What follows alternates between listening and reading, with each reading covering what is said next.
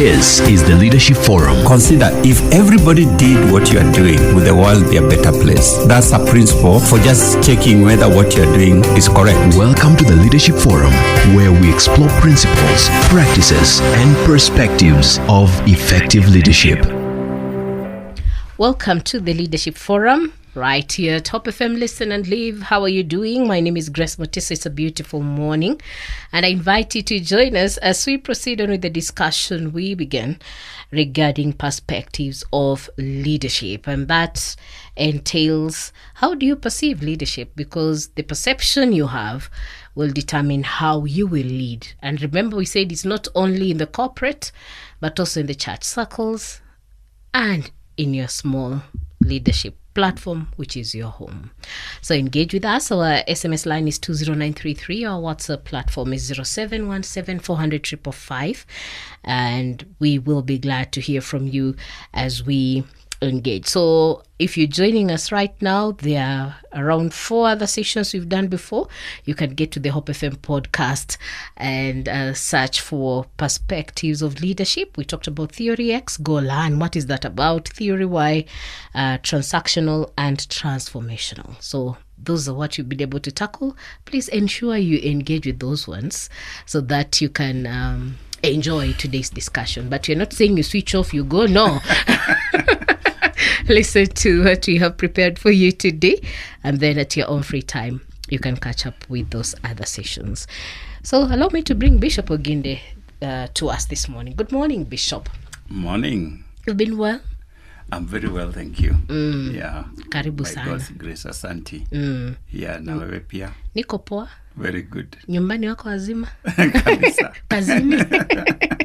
Yes, we are doing well. Asante. By God's grace. Thank you. Thank you. Yeah. Welcome as we pick up this discussion. It's been very interesting, and I've met a few people who decide not to ask questions directly to our SMS line. I don't know why, but they choose to ask me to ask Bishop. Well, if they have access to you, then why should they send SMS? No, studio line. Oh.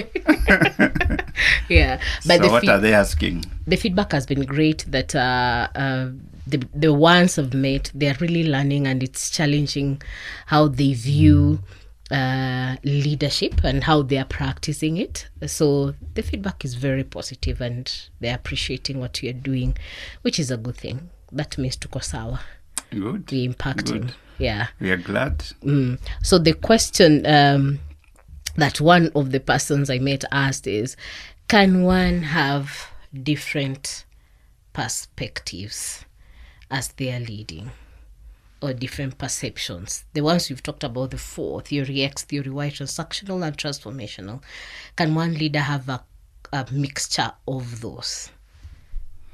Yes, one can, because you see, our lives and our thinking is not so clear-cut, so that it is clean. This is how you see leadership, and that's it. Because our perceptions, our worldviews, are shaped by several factors. One of them is the environment within which either we have grown up or we have experienced leadership. And so you may find that because you have been in many different contexts and watched various leaders practice leadership, there are things that you pick, both good and bad, that shape your thinking and perception of leadership. Yes. So we cannot say, therefore, that there are those people who are strictly think about leadership from a Y perspective, or from an X perspective, or from a transformational, or from a transactional perspective. Yes.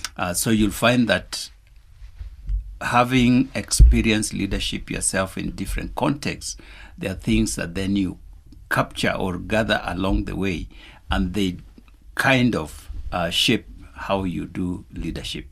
So what we have tried to do here is now pick that mix and try to sift it, Yes. so that we tell you that this may fall in this category, and therefore you can see how you can reorganize your thinking, reorganize your perception, and come up with a way of looking at leadership that then makes you an effective leader.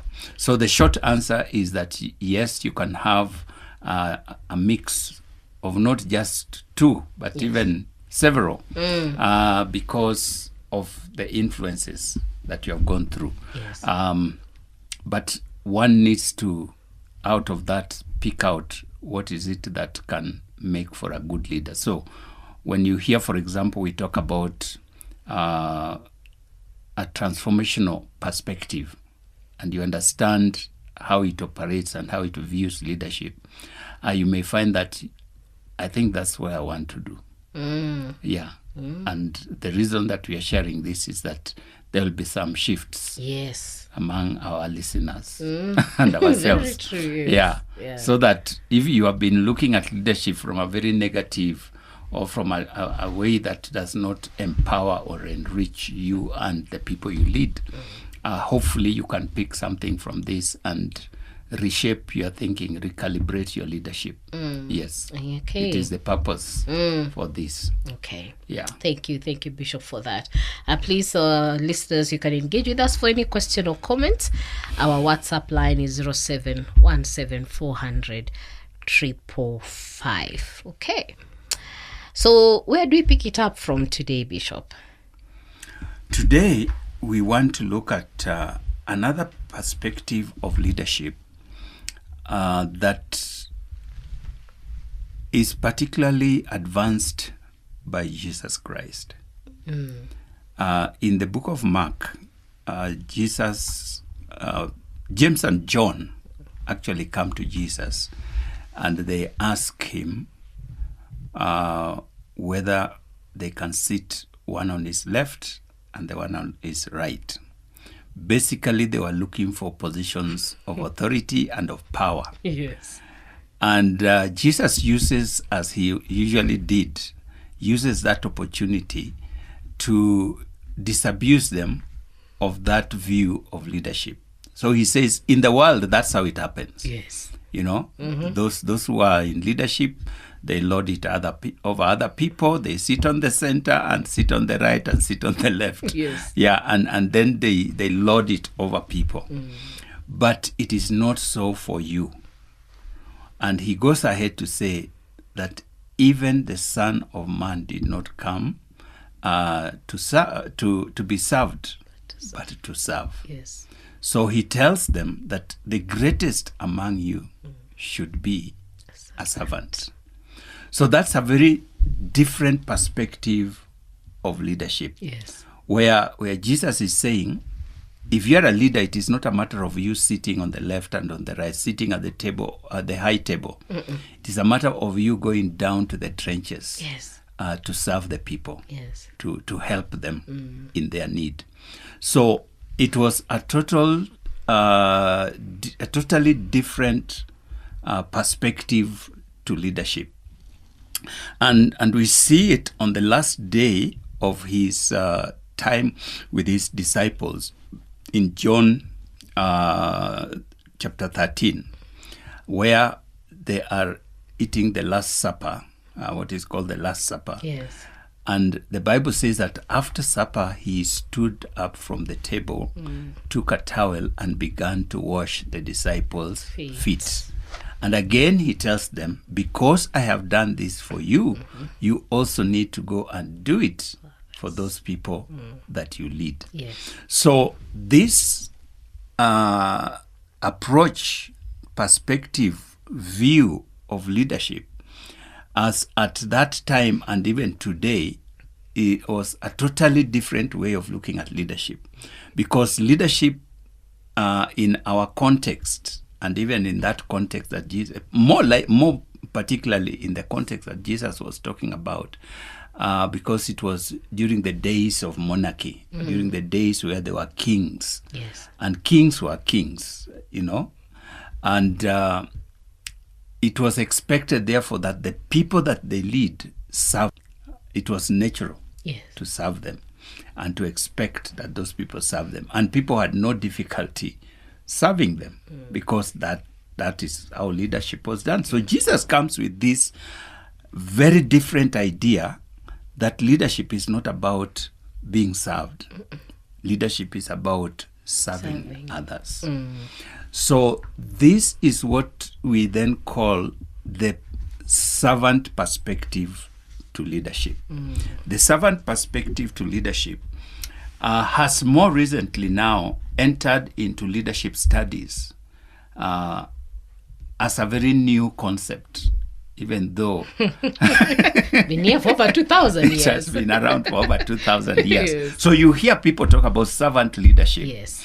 Now, it was propagated and conceptualized, in quote, by one Robert Greenleaf.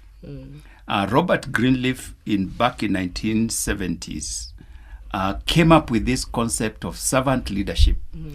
And it was a very different way of looking at leadership, particularly at that time. But it has grown to the extent that now you hear many, many people talking about servant leadership in a political arena, in businesses, in the corporate world, and so on. And it is attributed to Robert Greenleaf, who came up, and he really expounded the whole concept of servant leadership, or leadership as service, in a very elaborate manner. And I think that's why many people attribute servant perspective to leadership to Robert Greenleaf. But as I've said, it was actually first brought up and demonstrated by Jesus Christ in the Bible, as he served and led his people. So servant leadership, now as conceptualized and packaged, because Jesus simply demonstrated it and talked about it. But he was not like a scholar that now tells you these are the components of servant leadership. This is how you do it.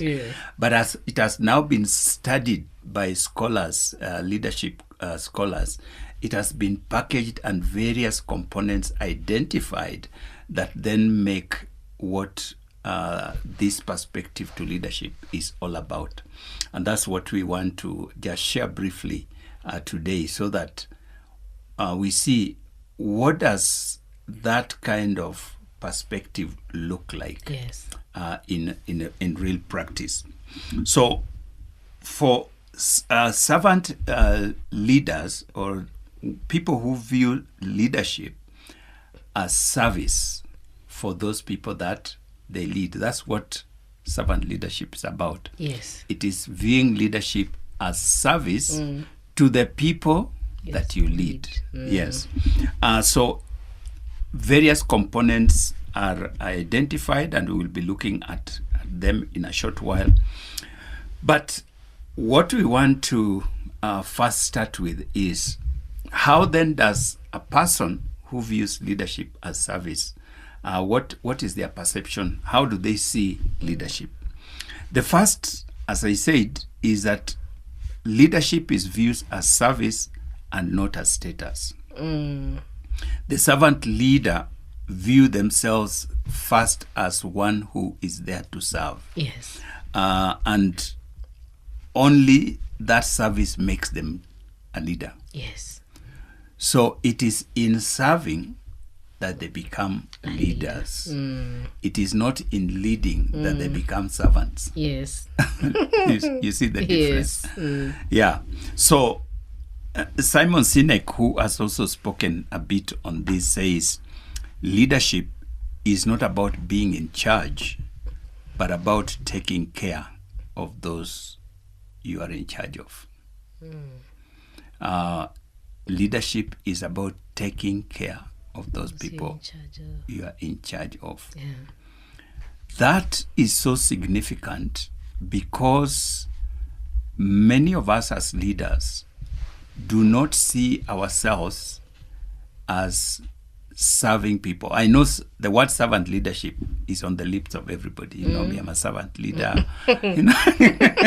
And you can see. Yes, we are servant leaders. We you know. But that is just like what I call values on the wall. Yes.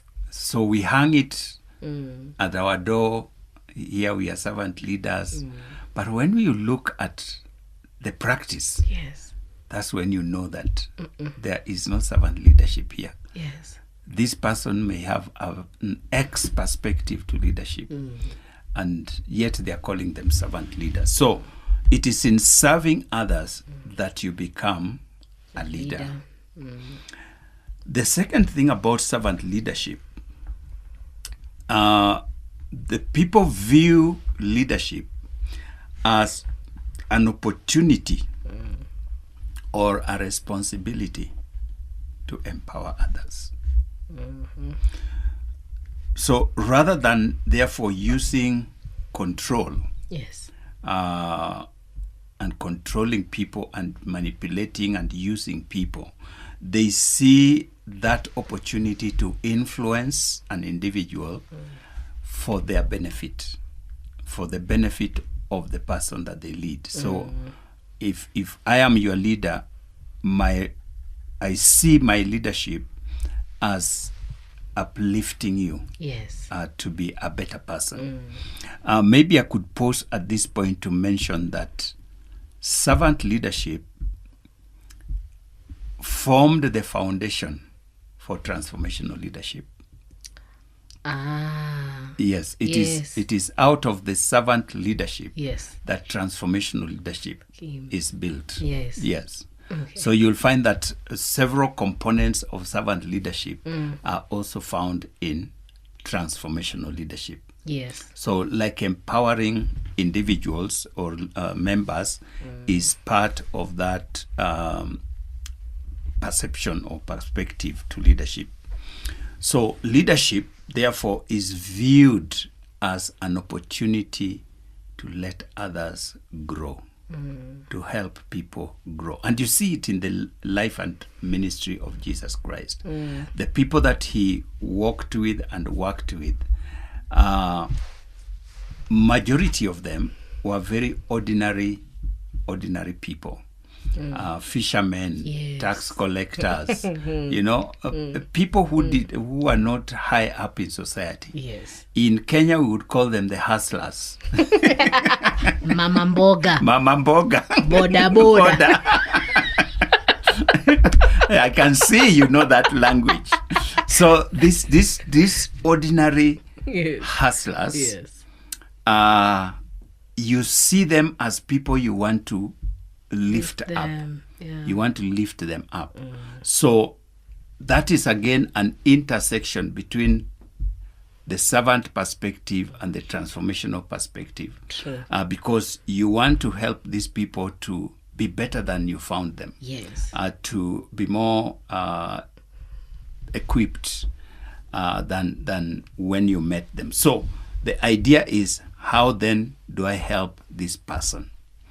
Now, this, like we said, like Sinek actually points out, it is in the service that you become a leader.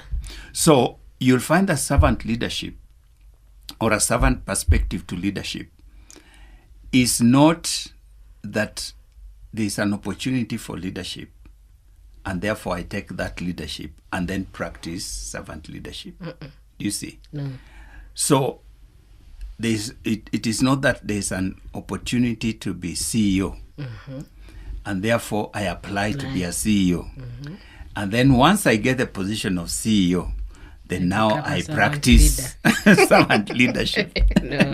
No, that is not how it works. Yes. Servant leadership is that I see a need Yes. around me, of the people that are around me, and I step out to serve them, Yes. to help them, to empower them.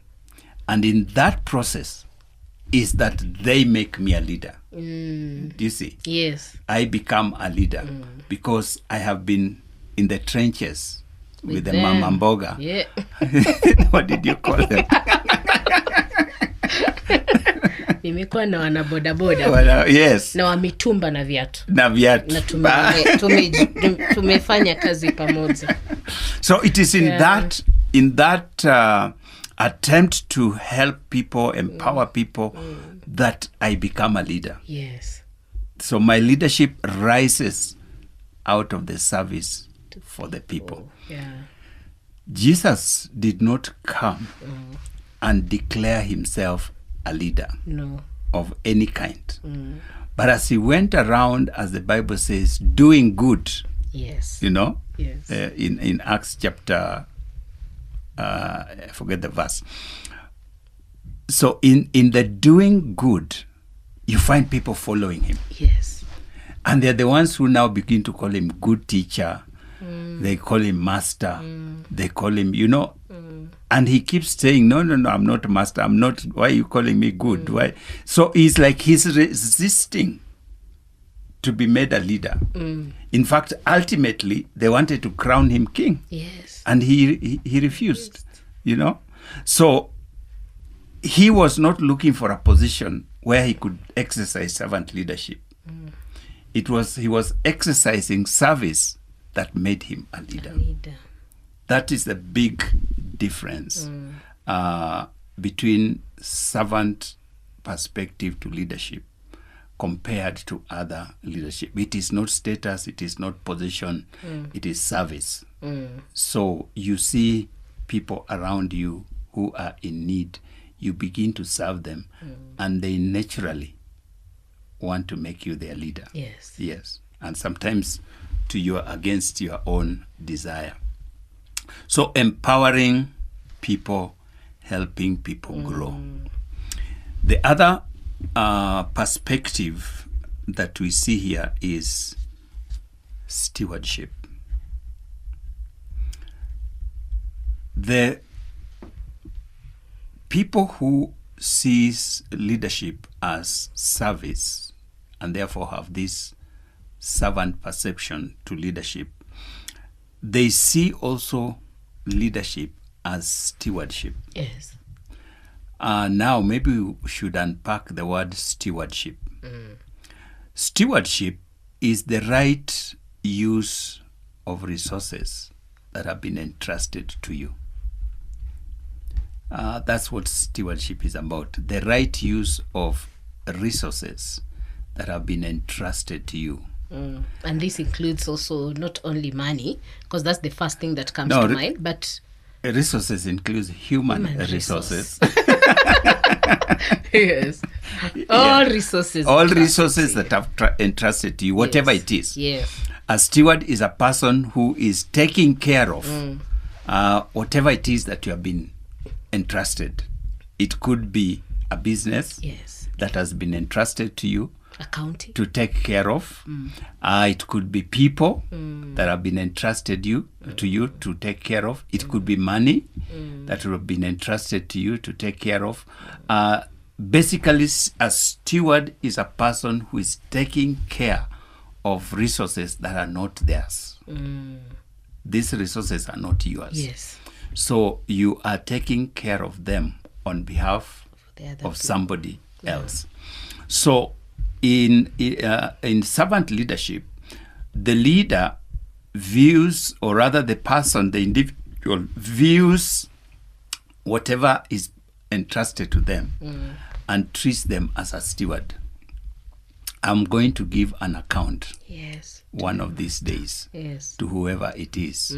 So if I've been entrusted with people, I'm going to give an account of how did I handle these people. And Jesus talks about it, of this man who went on a long trip, and he left a manager in charge of his house to give them food at the right time, to give their wages at the right time, and also to make sure that they do their work. So this man, while the master had gone, he started beating people up. And when the master came, he was thrown to where there's gnashing of teeth. So he did not take care of these people in the way that the master had declared. Yeah. So he therefore finds himself in big trouble because of that. So a steward is a person who knows that I have been given responsibility, and this responsibility, I'm doing it on behalf of those who have entrusted to me. Yes. So if you bring that down to our context today, the whole issue of stewardship, leadership as stewardship, Yes. because that's one of the ways that servant leadership or a servant perspective views leadership, that leadership is about stewardship. Yes. So think of each and every one of us who is a leader in any context, from the house to the nation. Yes. You have been entrusted, if you're a house girl, a house help, you have been entrusted with this house to be a steward and to do whatever it is to make sure that this house, when the owner comes, finds it better than when they left. Yes. That is your responsibility. If you are a head of a department, you have been entrusted with that department to take care of it on behalf of whoever is the owner of that business. If you are the CEO, it means you have been entrusted with this business to take care of it on behalf of the shareholders. Yes. And it goes on and on. If you are the president of the country, you have been entrusted with this nation so that you can take care of it, that at the end of the day, you can give an account that which you entrusted to me, this is what I have done with it. So you see, therefore, that perspective of leadership as stewardship puts on you the sense of accountability. Yes. That one day I'm going to give an account. And therefore, how do I therefore operate? How do I handle the resources that have been given to me, whether they are human or physical resources that have been trusted to me? So the perception or the view that I'm a steward, yes, will determine therefore how I handle things, how I handle people, how I handle the organization, how I handle everything. Yes. It changes, it turns leadership upside down. True. So it is not what people do to me or what do I get out of it. And it is that responsibility that I'm a steward. Yeah. And therefore I need to take care of that which has been entrusted to me in the best way possible. Yes. So it's more individual driven with the mind that I'm accountable. Right. To whoever else who's Yes. given me that responsibility. Okay. That's it. That's it. Think of how that changes leadership. Completely. Completely. No blame games here. No blame games. No saying I couldn't do because. So it's more of you driven, unlike another person. It is a personal Yes. responsibility. Yes. So I think of myself now that I've been entrusted with this. How can I best use whatever it is to make sure that it grows, it is preserved, Yes. it is of benefit, and so on and so forth. That is how we view leadership. Yes. So it is not what can I get, No. how do I benefit, what do I have? No. Yeah. Actually, the thought in mind is how, when the, for lack of a better word, when the master comes, what account will I give? Exactly. Will I be found to be a faithful steward, Exactly. or I'll start giving excuses? The word faithfulness is a very close relative of stewardship, because that is the core of stewardship, that you are faithful. When you are faithful with what you have been given, you cannot then eat it. Apana. Always. Always kula. Apana. Let it grow. It has to grow. Yes. It can also not stagnate. And that's why Jesus was very harsh with this 1 talent man who kept it. So keeping it is not stewardship. Stewardship is ensuring that it grows. Yes. It grows. That the little that you have been given. Yeah. So that is another perspective of servant leadership.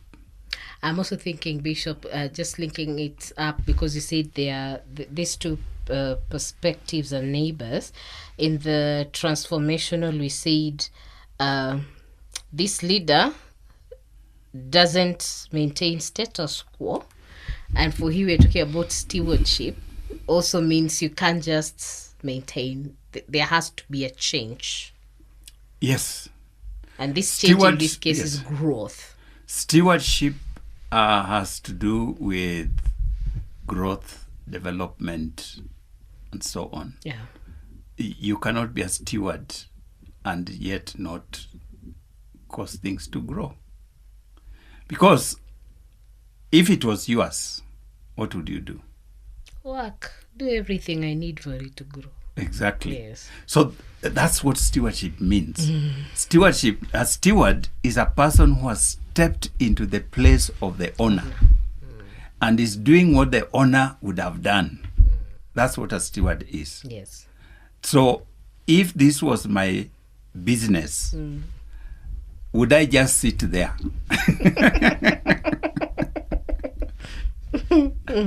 I would do whatever is in my ability to do to ensure that it grows.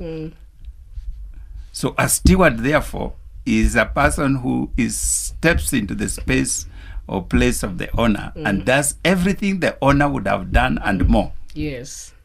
To make sure that this thing grows. Yes. Okay. So you cannot just sit there. Yeah. Okay. Good. The other perspective on this or thinking is because of the desire to steward people, especially now when we are talking about people, is that a steward or a servant leader must be empathetic to the people that they lead. Talk about that a bit. Let me talk about it. Empathetic means that part of my stewardship is I listen. I listen to the people. I hear what they are saying. I want to help them so that they can grow.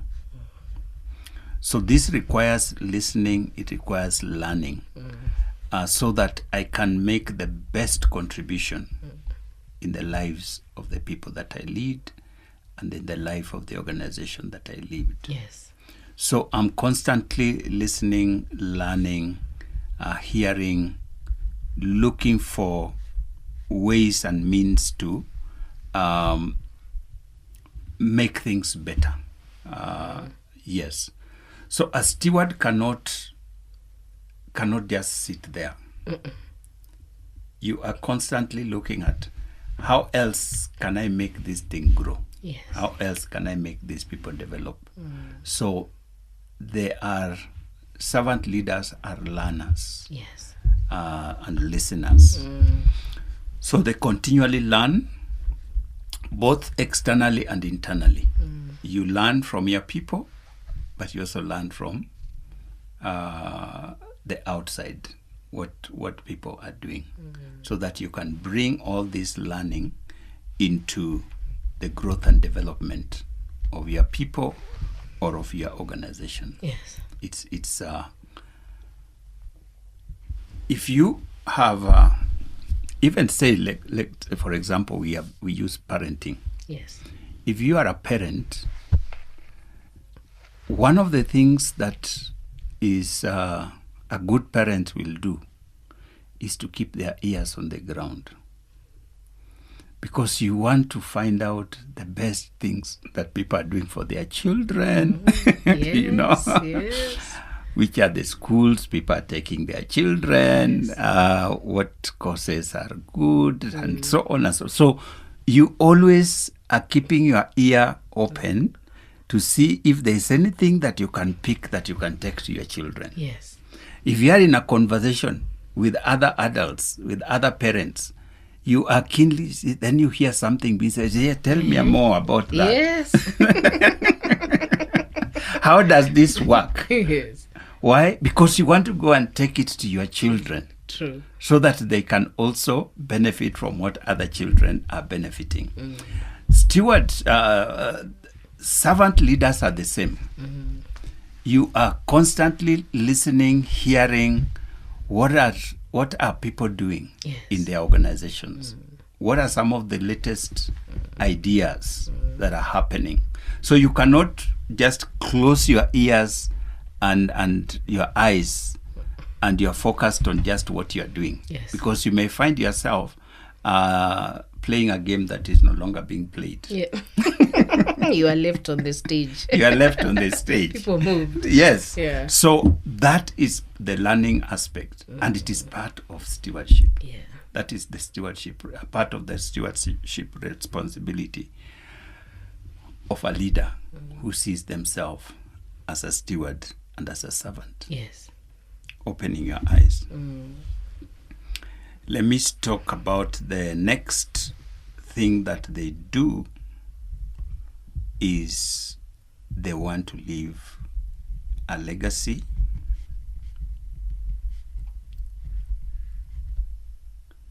When it is all said and done, servant leaders want to leave something they'll be remembered for. Yes. Not that you're working towards that legacy, but that your work has created impact. Yes. Impact is a driver in servant leadership,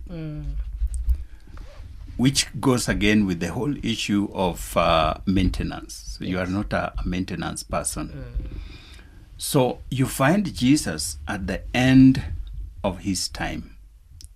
Two things that speak to this. One is where he is with his disciples, the 12. And he asks them, who do people say that I am? That's an issue of legacy. He wants to hear, have I made an impact in the lives of people? Yes. And what is very interesting about that, the answers that the disciples give, is there is no negative that is given. There is no one who says, people say you're a thief.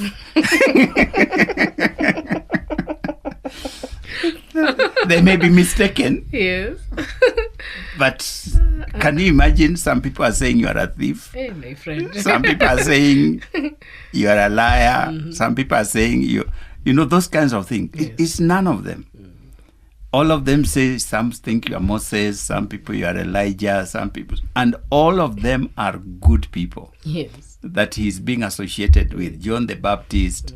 That's now, if some of us want to ask that question, you will be surprised. You know, even if it is not true. Yes. But the fact that somebody thinks you're a thief in itself, it may not be true. Yeah. But have you acted in a manner likely to suggest that you could be a thief? Yeah. That is something that servant leaders do not want to leave in their legacy. So it brings the whole question of integrity. Yes. The whole question of integrity in leadership. How I'm leading, how I'm providing leadership, make sure that people who are interacting with me, they see positivity. Yes. They see integrity. They see morality. you know. That is what defines my legacy. Yes. So if you are exploiting people, if you are mistreating people, if you are doing things that are negative, they may be associated with your name. Yes. And a servant leader is a person who works towards his or her name being associated with the right things, with the right perspectives, with the right ideas, associating with good people, and so on and so forth. Yeah. So because your commitment is to do good, Yes. to the people. So you find even at Jesus' death, people were mourning for him because this man helped so many people. Why have they killed him? You know? Yes. If you hear the men who are walking on the road to Emmaus, as they are talking to this person, they are talking among themselves, and a third party appears and say, "What are you people talking about?" And they're like, you haven't heard. In Jerusalem there was this good man who was doing so well, but now they killed him. Yes. You know, they didn't know that they were talking to Jesus himself. Yes, you know, yes. Now imagine if Jesus was walking with these people and they are saying that there's a man who was killed in Jerusalem. The guy was terrible. Oh my. It is so good that they killed him. It would be terrible. So Yes. what do people say when you are not there? What do people say when you are not there as a leader? Because that's what integrity is. That's what has been described as integrity. What people say about you Yeah. when you are not there. What do people say? The last thing I want to say on this matter is related to what I've already said. The moral authority. It's related to the morality, but now we are talking about moral authority. Yes. In other words, you have earned the trust. You have earned the place Yes. for you to speak into lives of people and for them to accept. That is not always easy. That when you say or make demands of people, they can look back and say, you have a legitimate right to make that demand. Yes. Let me use a very simple one. If you tell people, I want you people to be coming on time, can't tolerate lateness, you actually have the moral authority to say so, because you yourself keeps time. Yes. Do you see? Yes. Yes. But if you do not keep time, then you have no moral authority to demand of other people We keep time. to keep time. So as servant leader, what basically this means is that you are a role model Yes. in the things that you expect your team members to do. So you have modeled these practices. So therefore, if you make a demand of us, those things, then it is correct. You are right. We can accept it from you because you have the moral authority. Yes. Yeah. But if you don't have, don't ask. If you don't have, don't ask. It's a good way to put it.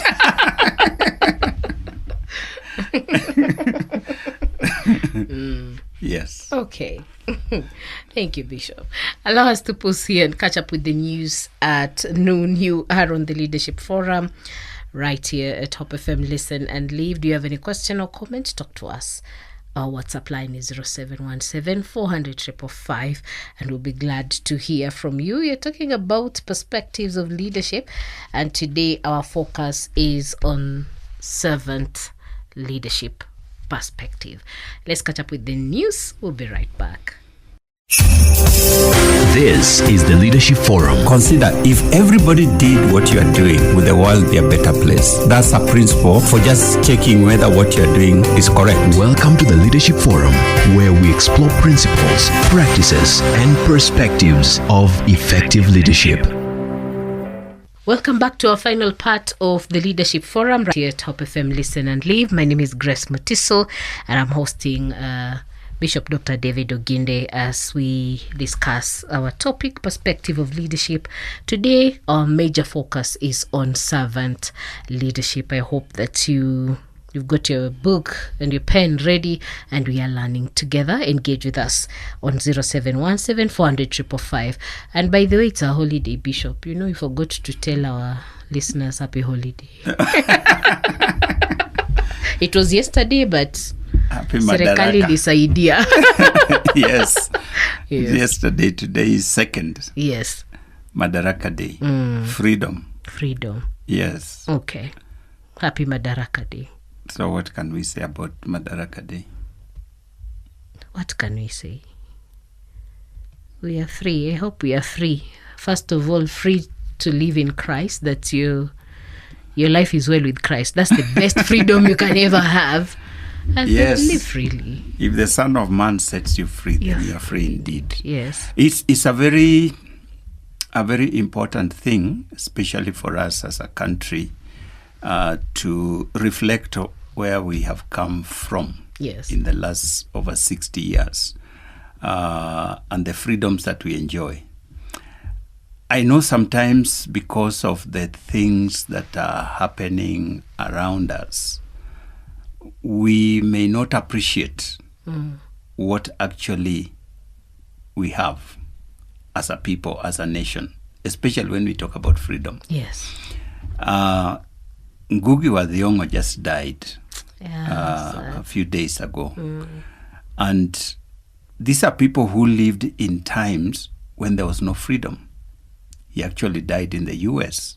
Why was he in the US? Because he had to flee his country because his way of thinking, his way of writing, the things that he was passionate about could not find space in his country. So he had to flee and go into another country so that he could express himself freely and say the things he wanted to say and do the things that he wanted to do. That just tells you how far we have come now. Some of the things that Ngugi wa Thiong'o was saying in those days, compared to what we are saying today, I mean, it's like, what was the big deal? What was the big deal? Yes. You know? Yes. Because now we have such freedom, we can say anything about anyone and anywhere. And anyhow. That is a kind of freedom that we have acquired over the last 60 years, which some of the people who died for freedom, if they were to wake up, they would just marvel. They say, what? You can say that and go home and sleep. You can do that. And so there's something in the midst of all that is happening around us that we should celebrate as far as freedoms are concerned. Yeah. That we are in a place where you are free to live in any part of this country. You are free to do your business. You are free to talk. You are free to associate. You are free, Yes. All those things are guaranteed in our constitution. So as we celebrate the Madaraka, which was celebrated yesterday, Yes. I think on a positive side, we can celebrate some of these freedoms that our fathers and forefathers did not know. Yeah. Obviously, freedom has no end. So there will always be room for extension, for greater latitude. And that's what Kenyans even today are crying for, that there should be greater liberties in terms of how we interact with each other, how we do business, how we live, and so on and so forth, how we interact with leadership, now that this is a leadership forum. So those freedoms, there's still room for development, for growth. And we can only trust that as we move forward, there will be greater progress in those kinds of freedom, that we can then have a nation where we are free to do whatever we want to do. And I would say, just add a caveat there, that freedom is not absolute. So that your freedom and my freedom should not clash. You should not, as you exercise your freedom, it should not interfere with your freedom. With my freedom. Yes. I'm itching to ask you a question of a current issue, but what I will ask towards the end regarding that. This is the time. No. It will digress us from the core. This is what leadership. I've taken notes. This is what leadership is all about. So that kind of freedom, because you see, we have got into this place where, in the exercise of our freedom, we are encroaching into other people's freedom.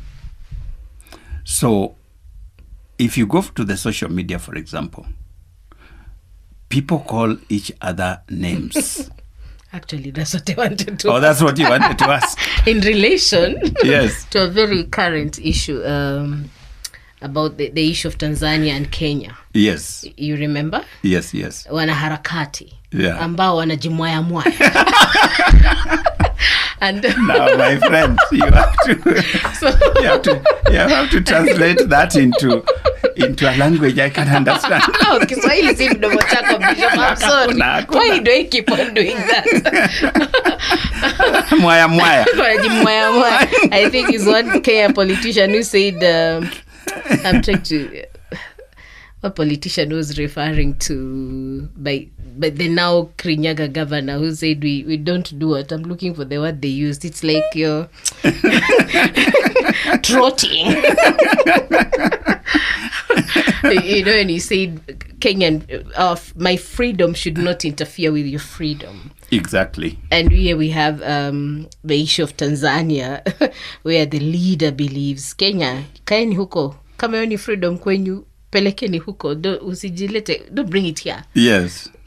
As we are guarded, this is how we do have our things. Freedom. And then here we are Kenyans. When you go online, there are things you laugh about, others you'll cry about. Yes. So the question that came to mind is as if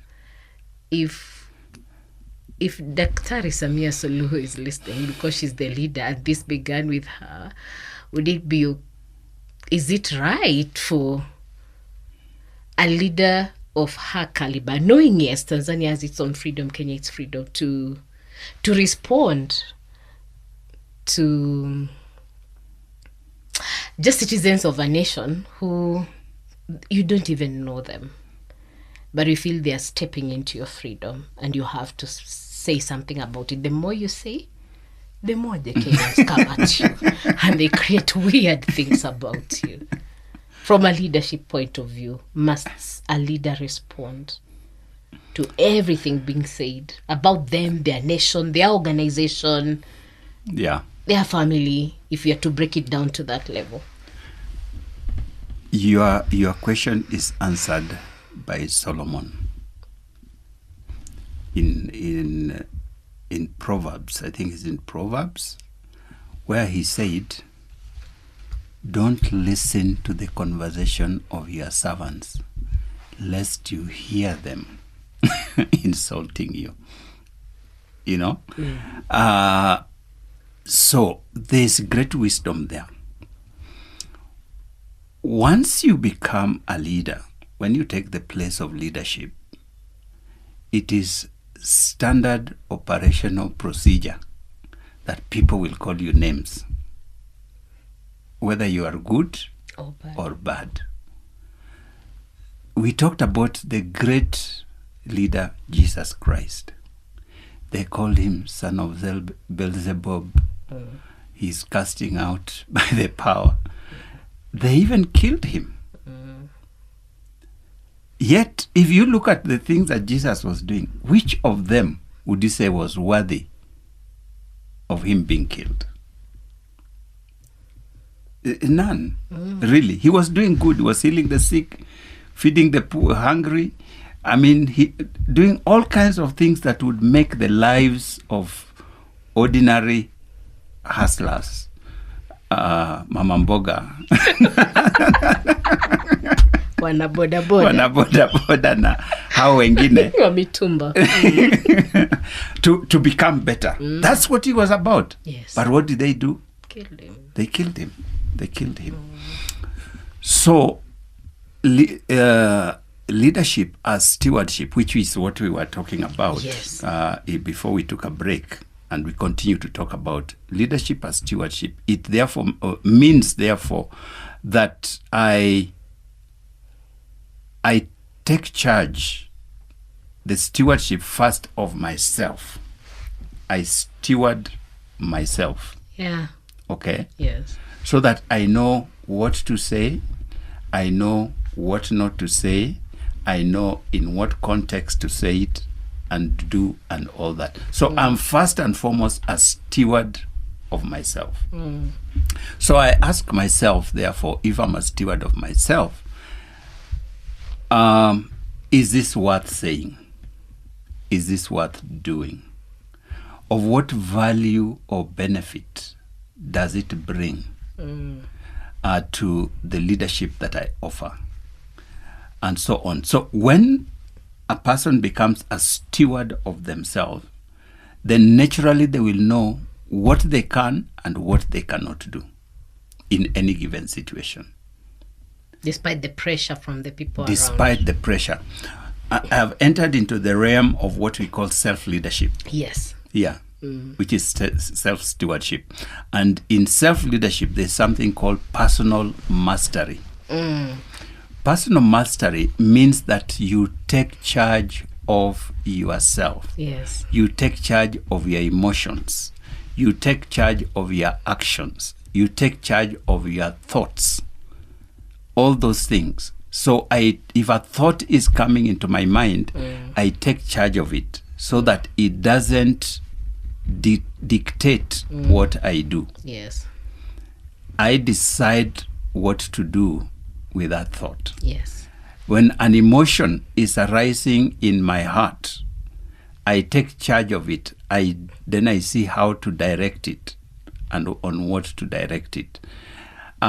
When a situation comes in my way, I take charge of myself, how to respond to that situation. So that is what makes a self-leader. It's called personal mastery. You are the master of yourself.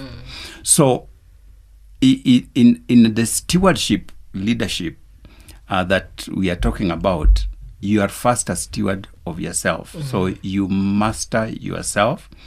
So you will then decide when you come to a situation, what is the best thing to do in this situation? And you may find that perhaps nothing. So the best thing is to keep silent. Yeah. That may be the conclusion you arrive at if you have mastered yourself. Yes. Perhaps say something, and that something is a carefully thought through, carefully worded something that you know you will add value to what you are doing or saying. That is what stewardship that we talked about earlier is all about. Because remember, this servant leadership being a stewardship responsibility, I'm saying that because I'm responsible for whatever has been entrusted to me, if I say this, I could destroy that which I've been given to take care of. Yes. If I do this, I could destroy that which I've been entrusted to me. So my responsibility as a steward constrains me, therefore, on what I can do and what I cannot do. Yes. What I can say and what I cannot say. Who I associate and who I don't associate with. Yes. All those things are driven by my stewardship responsibility. I've given you perhaps a philosophical answer, but a safe one. No, I've not intended it to be safe. I'm just being a steward. Your personal mastery, Bishop.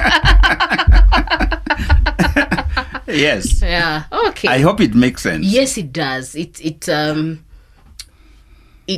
still begins with me as a leader, where I'm able to sit down and make a choice and check, okay, this is what the world is saying.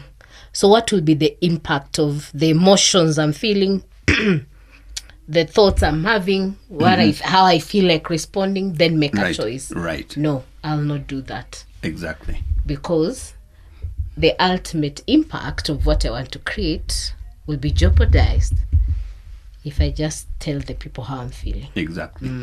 So now bring it back to our conversation, which you have just started, out of the question of Madaraka and the freedom. And I was just saying that freedom is not absolute. Yes. And therefore, in the same context of what we have just said, it means that freedom is a resource. Yes.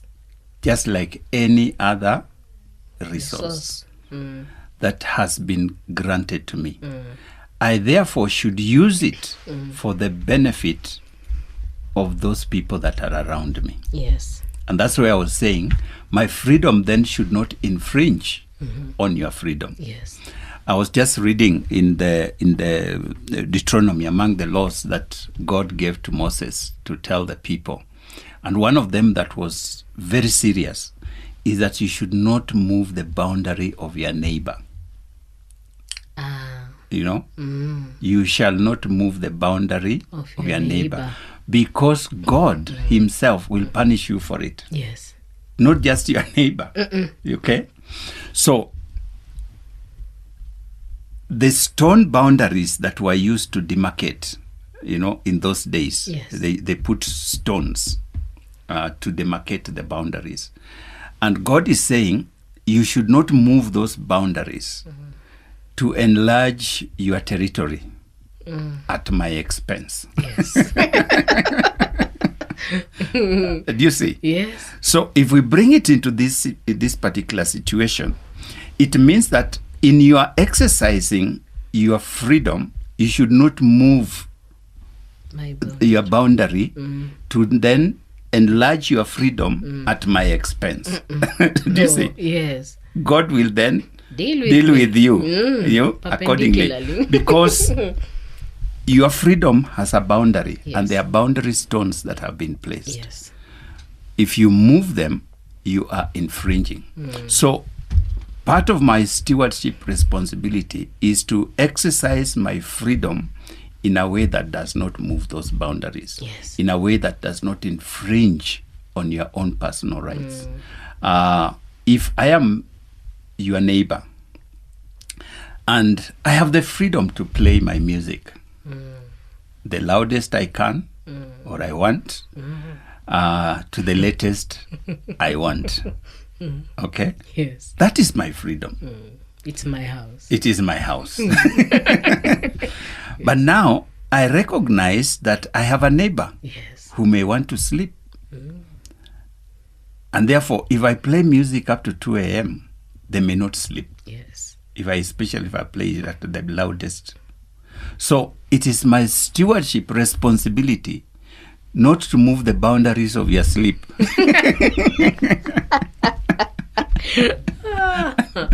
So that when you normally sleep, if you normally sleep at 10, I don't keep you awake until 2 a.m. because I'm enjoying my freedom. Yeah. It is my house, it is my music, I bought with my own money, and I'm playing it in my house. But that then infringes on your freedom. Yes. And so it's not good stewardship. It is not good servant leadership for you to do that. That's how I would look at it. So as we enjoy our freedoms in 2025, after 60-something years of freedom, let's keep in mind, freedom is not absolute. Yes. It is not absolute. You cannot use freedom to insult me. You cannot use freedom to interfere with my peace. You cannot use freedom to steal my things. Yes. You cannot use freedom, It's not absolute. Yes. Stewardship requires that we manage that freedom. Okay. Yep. Sour. Long story. See, don't push the boundary. God will see you. Yes. And deal with you. Deal with you. If you Okay. push the boundaries. Yes. Interestingly, the next thing I wanted to say has to do with that. Yeah. That servant leadership also sees leadership as building community. So servant leadership does not, a servant perspective to leadership does not divide or isolate people, but tries to bring them into community, bring them into teams, bring them to work together, Yes. to live in harmony. That is part of the perspective of servanthood. So when I am in a place, whether it is a community, is a family, is a neighborhood, is an organization, part of my great responsibility is to bring people together. Yes. Yes, bring people together. So in line with what we are just talking about, does what you do scatter, divide people, or bring people together? And when we look at some of the freedoms that we are exercising today, they are divisive. They are divisive. So I just need to think through, is what I'm doing, saying, or thinking bringing harmony, bringing unity, bringing togetherness, or is it scattering? Is it isolating individuals or peoples? That is a critical factor Yes. of servant leadership. So a servant leader, therefore, cultivates a sense of belonging, a shared purpose, a common vision, and encourages collaboration and cohesion within the team, Yes. within the group. That is a critical a critical factor in a servant perspective to leadership. Yes. You cannot say you are a servant leader and you bring chaos, disharmony among your team members. No. The last prayer that Jesus made in part of his stewardship was that they may be one. One. Yeah. They may be one. Yes. And he even gave, as a steward, gave an account, and he said, all the people you gave me, I have kept them Yes. together, except Judas. the one person who had to do what he did. Yes. So it is part of our stewardship responsibility of a servant leader to bring harmony, bring people together in the leadership that you provide. Foresight is another factor.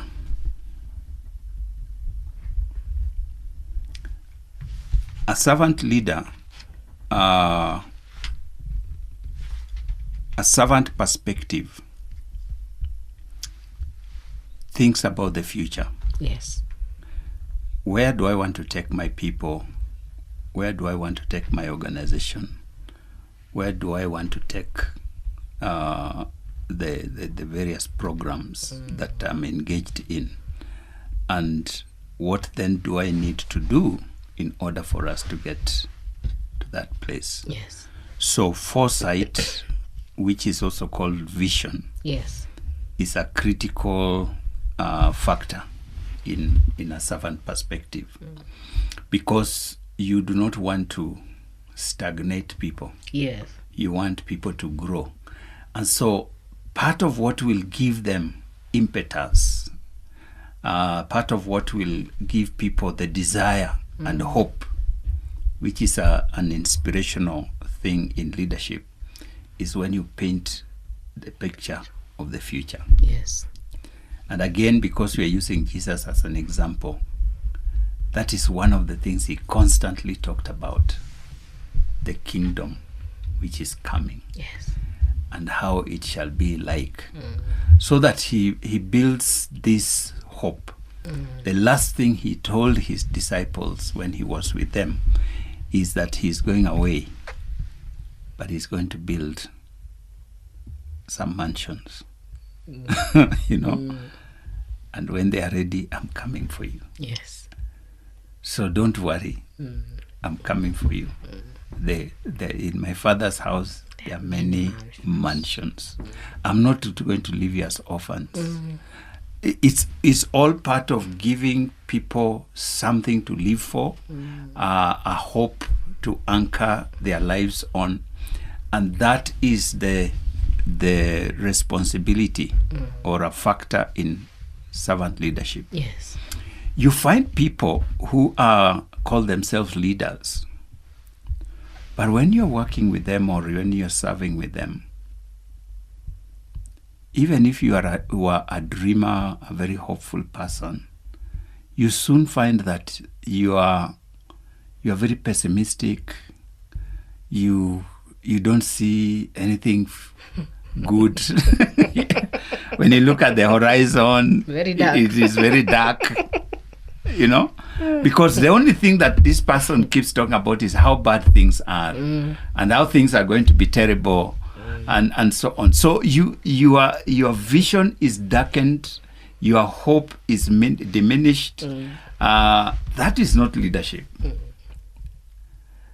A good leader must inspire, Yes. must give you hope, even though you are going through challenges and difficulties. There's something to live for. Yes. There's something to hope for. That is what servant leadership, a servant perspective is of leadership. That I don't dampen your spirit and kill your hope and kill your ambitions and dreams. You tell me of this dream that you have of when this, those things don't work. Not here. Those are pie in the sky. I've seen so many people. They come, they have all these dreams and so on. It never gets to anything. I've seen so many people. It doesn't work. So, but if you want to, just keep dreaming. I'll be waiting for you. I'll be waiting for you here when you come when you wake back. up. So that kind of a person is terrible. A dangerous person. Very that dangerous is. person. So good leaders inspire hope. Yes.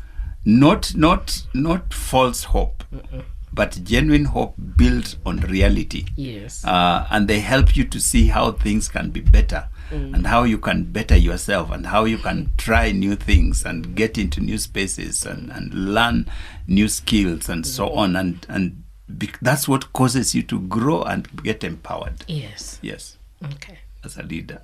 Now I've remembered. And I was just starting my media career and got an opportunity to serve in a small organization where by then we're being paid, I think, $1,500 as salary, which never came. I was sharing with a friend of mine and I was saying, wow, I used to wake up early in the morning to go to work and I loved what I was doing very much. Never looked at the pay because the leader was very inspirational and painted the picture. One day tutatoka hapa, it's going to be big, massive. Let's keep working. So I agree with you that if the leader inspires hope and sells the vision where we are going, nothing will stop. True. The members and the followers. True. From joining in that bus and heading towards the vision. True. Yes. True. And that's what we should all do in whichever space we find ourselves. Yeah. Sad to say, but even for us as parents, sometimes we are vision killers for our children. That's tough. Hmm? That sounds bad and tough, eh? Talk to us. I've moved closer. You know, there are parents who a child comes and says, I'm thinking of this, I'm dreaming of that. And then the first thing is, where will the money come from? Where? Or who gave you that idea? Or that's impossible. Those kinds of things. Yeah. So the excitement that the child had suddenly is killed and is dead. And it's unfortunate, but we do that as parents all the time. Yeah. All the time. There are some very good parents who, on the other hand, are very inspirational. Yes. To their children. They are dream builders. I don't know whether you have heard this story of this man who went to school, and they did a maths exam, and he got 10%. So he came, and he was living with the grandmother, so they came back and told the grandmother, I have got 10%. 1 out of 10. So the grandmother said, oh, that's very good. It means next time you'll get 3 out of 10. Yes. And that's just inspired, because the normal reaction is, how could you get 1 out of 10? Unalala when Unalala the teacher is na wengine yeah. So the inspiration that we give to our children, and I'm talking to myself as a parent also, is part of this servant leadership, because that's where it starts. Yes. It starts at home. Yes. That you are inspirational. And if you find children who grew up under that kind of parental leadership, many of them are likewise in their places of leadership. They are also very inspirational. They see the potential in individuals. They inspire you to try better and to do better in whatever you are doing. Yes. They are hopeful in what they see in you. But people who have been whose dreams have been killed and have had to go through sheer hard work to get to where they get, you hear statements like, you must work, you don't know how I got to where I got. These things are not easy. They don't come in a silver platter. They don't come in a silver platter, Yeah. I had to work so hard for me to get where I've got. So they want you to suffer the same suffering that they went through. Yes. And it's just a projection of where they came from. Yes. So that's why I say sometimes the way we practice leadership has a lot to do with what we observed or experienced in the environments that we have experienced leadership. And that shapes how we therefore go out there and treat others or do or provide leadership. But we can change. We can have a different perspective so that we are more empowering in the way we provide leadership for other people. Yeah. Yes. Powerful. I think the way you're connecting it, Bishop, to a child growing up and how parents model Yes. to this child being a CEO is very powerful, because most of us believe, the old age question, leaders are made or leaders are born. But the way a child is brought up will determine either how they'll excel in leadership position or they'll fail. Right. So because that's the role modeling that they have received, and therefore they think, in fact, if you bring it back home again, when they become husbands or wives, that's how they conduct their husbandry. Oh no, husbandry is a different thing. Bishop, animal husbandry. Husbandry is a different thing. Yeah. That's how they practice their what? Being a husband or being a wife? Being a wife. There's no one word. Yes. Being a spouse. One No. word is spouse. Yes. So you find that what they saw in their parents is that what they bring in their own home. Yes. So that they now exercise the same. Of course, there are times when it flips. There are some people who flip on the other side and they say, I suffered too much under my parents. My children are not going to suffer. Yes. So now they pamper their children to suffocation. They are smothered until they die. Yes. Because you don't want your children to go through what you went through. So you can't discipline them, you can't talk to them, you can't deny them what they ask. Anything they ask for, you give, because for you are denied. So it can go either way, and either way is not good. Okay. Yeah. If you bring the harshness that you experience into your own family, or you convert that now because things were so tough for you, now you are just everything goes. Total freedom. Yes. Yeah, whatever you want, go ahead. Go ahead, because I suffered too much. You can't. And I've worked hard to give you a good life. Give you a good life. Yeah, so they say both will affect the children. Okay. But simply because you are bringing what you experienced into this leadership space. Okay. I think the final thing I want to say is the whole idea of the servant perspective to leadership is, can I say, conceptualization. Thinking of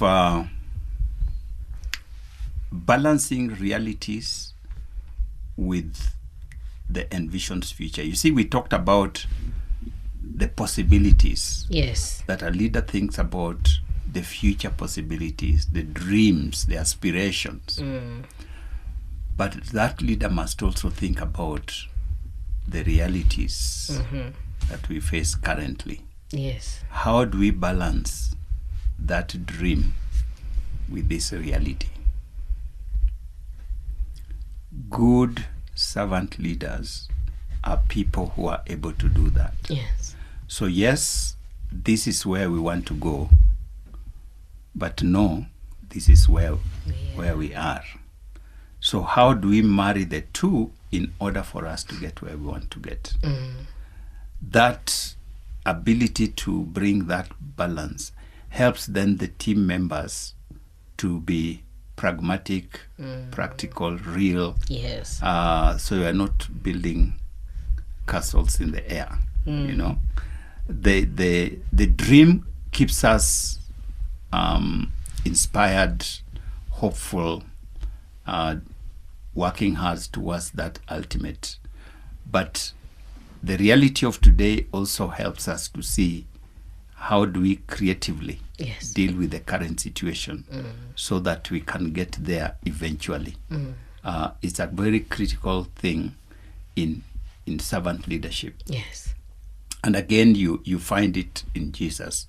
He constantly drew his members back to on earth, Yes. back to reality, so that they understand that these things will not come once. It will not be realized now and here. So he told them how in this world you'll have persecution. Yes. You're going to have trouble. So that it is not like because you are children of heaven, everything is going to be new. No. The reality is that we are living in an evil world where evil still reigns. And therefore, even as we pursue the things of the kingdom, we are also likely to be faced with the challenges and just realities of the evil world that we are living in. A good leader must bring that sobriety to their team members. This is where we want to go, but it's the reality we face. And therefore, we can work together. How do we navigate these realities that are here so that we can achieve our ultimate objectives, dreams and visions. Yes. That sobriety really helps to build a very solid team. It helps to build a very resilient team rather than people who are just dreamers. Yes. Building pie in the sky, because those kinds of people, it means that if they meet the very first obstacle, they give up. Yes. You know, Yeah. this thing will not work. You know, that I knew it can't work, and so on. Yes. But if you have told them that this is the reality we are facing, but this is where we are going, then we work together towards seeing how do we overcome the situation. Yes. Okay. Very interesting. I see time is running out, but I've just been thinking, Bishop, for this question, we could wrap it up with this one. On servant leadership in the church circles.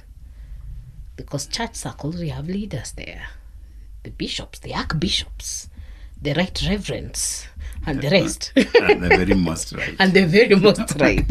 And the overseers and all that. And what we're observing of late, where we've said servant leadership is about me, begins with me, serving others, and purposing to leave a legacy and impact.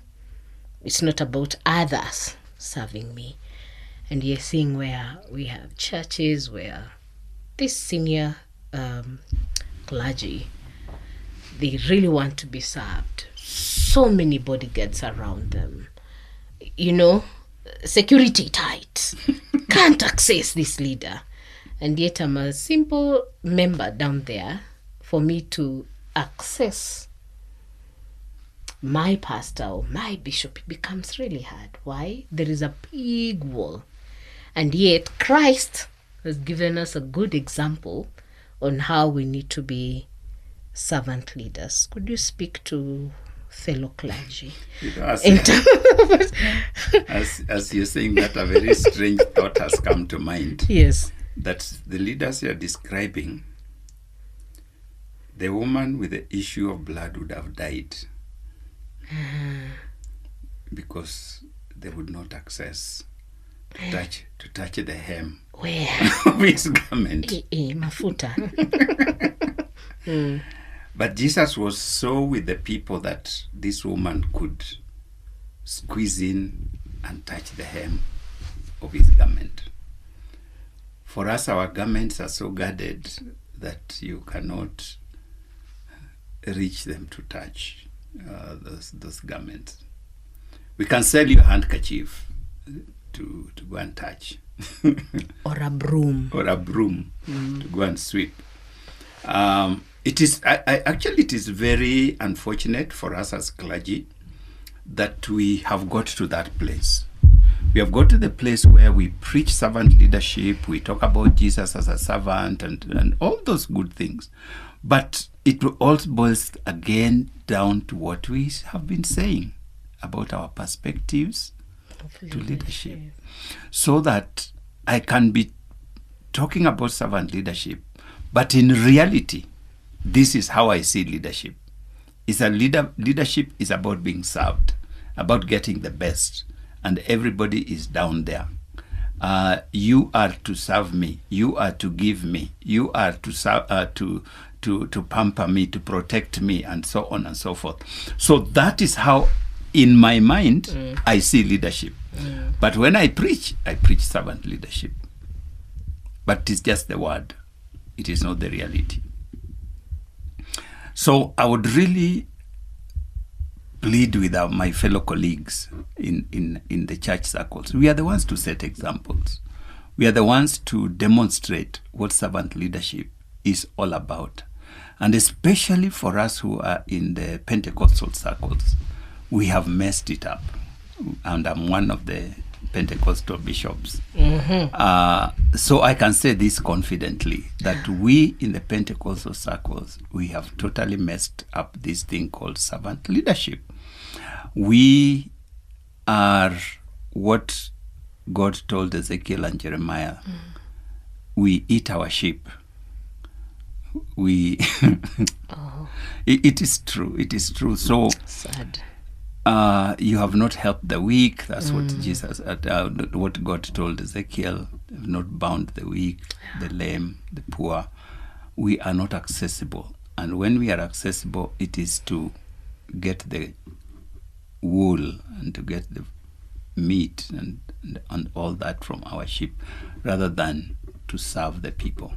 So my prayer is that in our discussion here, if there is anybody who is listening, it can help us to change, to transform, so that we can begin to serve those people who have been entrusted to us as stewards, because one day we'll give an account to the one who sent us.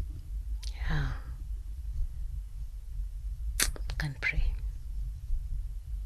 I pray. Yes, please. Lord, we thank you for the time you gave us to discuss matters leadership on this forum. Today we are discussing a matter that is demonstrated by you. Servant leadership. You gave us that example of how you are with the people, served them, helped them, bound those who are weak, those who are hurt, and you provided for those who are hungry and so on and so forth. You washed the feet of your followers, your disciples. It is not an easy thing, because we are living in a context where leadership is about being served. Leadership is about being given. Leadership is about occupying the bigger spaces, sitting at the high table. Leadership is about being first, being at the front. That is what we are used to, and we have brought it even in church, Lord, and we can only ask for your forgiveness. Forgive us, Lord. Forgive us for that time we have taken advantage of your people and have not demonstrated servant leadership. Help us, O God. So this is our prayer that we make before you, and if there's anybody who has been hurt in the process of our providing leadership, we ask for your forgiveness. Yes, Lord. Help us, O Lord, for we pray in Jesus' name. Amen. Amen. Amen. Thank you, Bishop. Thank you. God bless you, and thank you for impacting us. We call it a day right there on the Leadership Forum. Remember to catch a repeat of this program right here at Top FM on Saturday from 7 a.m. to 8 a.m. and anytime at the Hope FM podcast on www.hopemediakenya.org. My name is Grace Motiso. I live with this reflection that Bishop has said as a leader, not only in church circles. How accessible is your garment? Will your staff die because you're not accessible? security and all that. Tafakari hayo. Bye-bye. Thank you for tuning into the Leadership Forum. Join us again on alternate Mondays for deeper insights on leadership. The Leadership Forum, discussing leaders and followers.